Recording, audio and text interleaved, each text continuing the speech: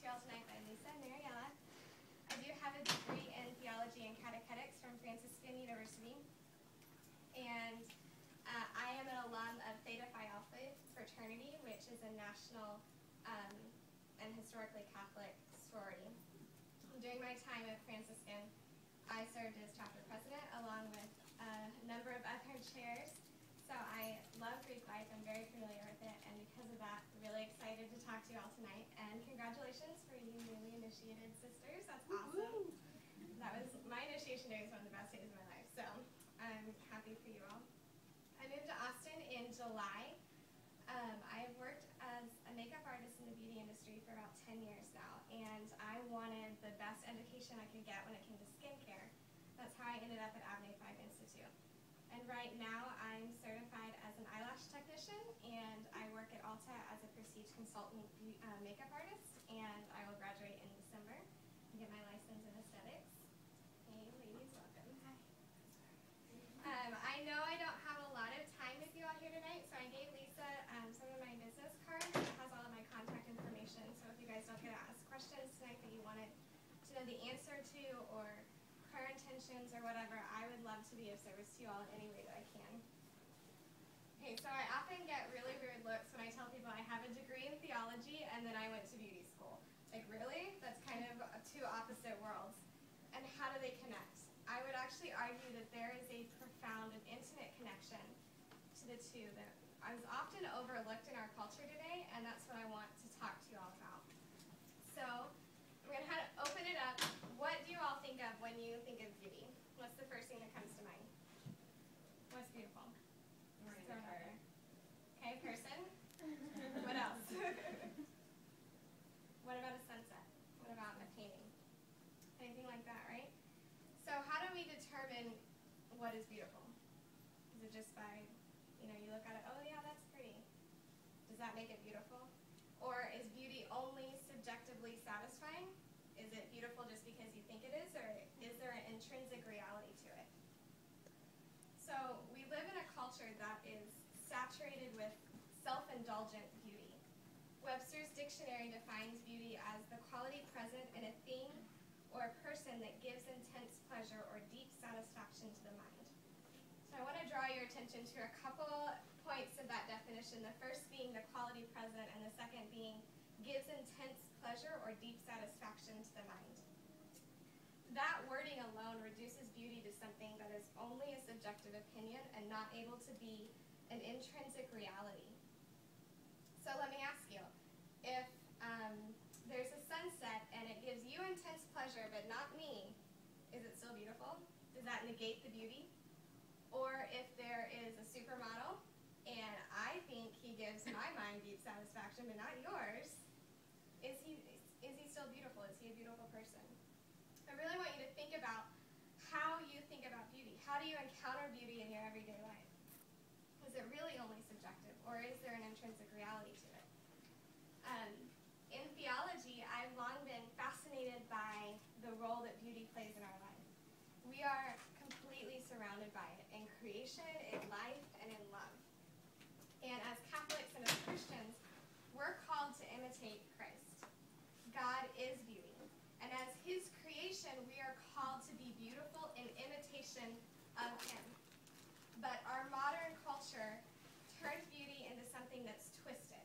It's for our own gain. It's a pleasure for ourselves. It's vanity.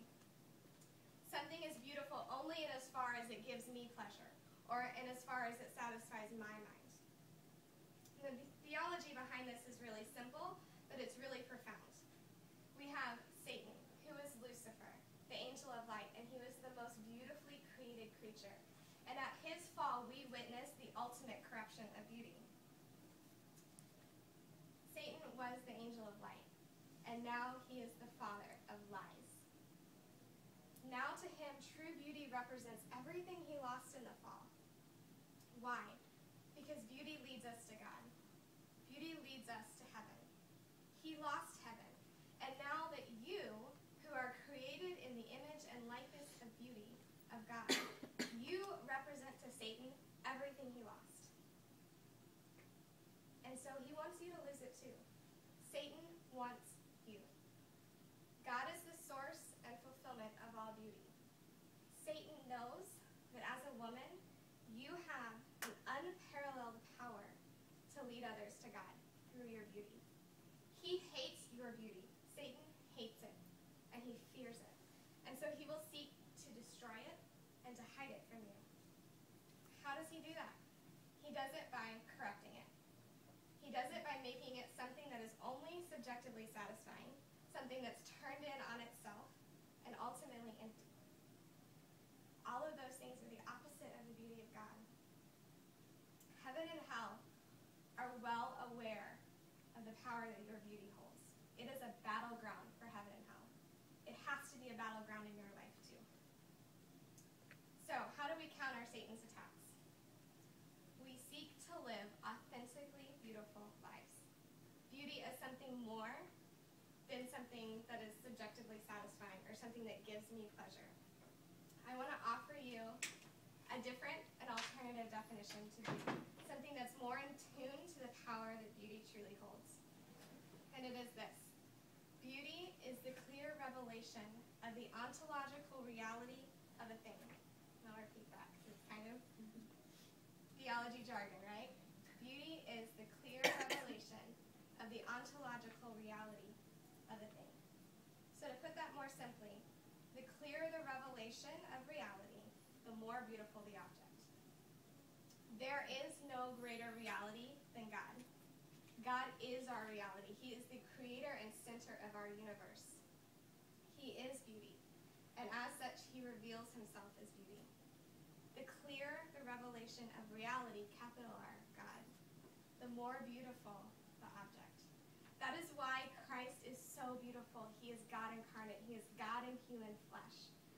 And as such, he sanctifies and gives dignity to our human beauty more than ever before. Humans are created in the image and likeness of God, and as such, we reveal some of God and some of God's beauty. So the math here is simple. The more you reflect God, the more beautiful you are. So how does this relate to aesthetics? I would be at this point that I would not be surprised if you would tell me that I'm talking about beauty on the inside, not beauty on the outside, and the beauty industry that I work in is obsessed with beauty on the outside, and isn't that vanity? And I would tell you that the vanity you see in the beauty industry is the corruption of Satan. He wants you to see beauty on the outside and stop there. He wants you to become self-absorbed with it. He wants you to become obsessed with it. We hunger for beauty. Isn't that true? We hunger for it. We want to be beautiful. Satan takes advantage of that. That's why the beauty industry is so successful, because we hunger for it so much. And Satan uses the beauty industry like a drug. What is the next and best and latest and greatest thing that's going to make me feel beautiful? And when that's done and I'm empty from it, what's the next thing? And the next thing. And none of that is ever going to make you really full. When you hunger for beauty, you are hungering for the beauty of Christ, especially in your life. You are hungering for Christ. I want you to think about the beauty industry and physical beauty in a radically different way. Physical beauty is not meant to be only subjectively satisfying. It has that quality, yes, but it's not meant for that alone. Physical beauty is meant to bring to light what is intangible. What does the body house? The soul. We are beings of two realities, body and soul. The human body is the only thing in creation that is beautiful enough to house the beauty of the soul. Okay? Physical beauty should not obscure the beauty of the soul, but it should bring it to light. That's why we see, kids with Down syndrome. They are not beautiful by standards of the world, but they are so beautiful. Why? Because their soul is pure. That's why Mother Teresa, with all of her wrinkles and her leathery skin and her hard work, she is beautiful. Why? Because her soul is beautiful. That's why we also see people like Kim Kardashian, who is beautiful, right? But innately we say, there's something missing there. There's something that's not authentic about her beauty. Why? Because the body and soul balance is not there. Humans have this unique capacity in all of creation, we adorn things. We try to make things beautiful because we innately respond to beauty. Our souls come from beauty. We recognize beauty, and so we respond to it. And adornment is a type of response, right? Beauty is not just something that is given to us. It's something that is active. It's something that we do. And beauty of the body is a testament to the beauty of the soul. It brings expression to something that is invisible. More than that, your body is the face of your soul. It is the only face your soul will ever have. You encounter other souls through your body. Other souls encounter you through your body. Your body is a sacrament with a little s. It is the visible reality of an invisible reality. And as such, it should be affirmed. It should be respected. It should be embraced and, yes, adorned. And what is adornment? It is the wearing of clothes that reveal the dignity of the body. It's jewelry. And yes, even makeup. So, ladies, if you are of the mindset that you never wear makeup and you're going to judge girls who do, stop it. Because makeup is not intrinsically evil. It's not a bad thing. It's a form of adornment. But on the other hand, if you're a woman who will not leave the house without putting on makeup, stop it. You need to realize that the beauty of the soul is what animates the beauty of the body. So how do we live this? How do we strike the balance? We seek to live authentic Catholic Christian lives. We seek to imitate Christ in everything that we do, in joy and in suffering. Suffering is beautiful. Look at the cross. We try to imitate that in our lives. We let the joy of the Lord penetrate our lives and complete our being. Jason Everett, who is a prominent Catholic speaker on chastity, says that authentic femininity is a combination of class, virtue, and tenderness. So through that, we allow our faith and our bodies to point to the Creator, beauty.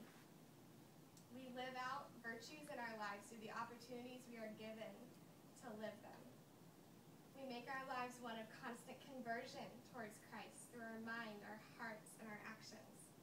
We strike the balance. We aim to acknowledge that we are children of God. We are daughters of the King. And as such, we are royalty. So dress like it, act like it, take care of yourself. What we don't do is use beauty as a stumbling block for others. You don't reveal too much of the body to somebody who it doesn't belong to, or it's not appropriate to. You don't use beauty for your own personal gain. And what I think is the most prominent misuse of beauty is a false humility.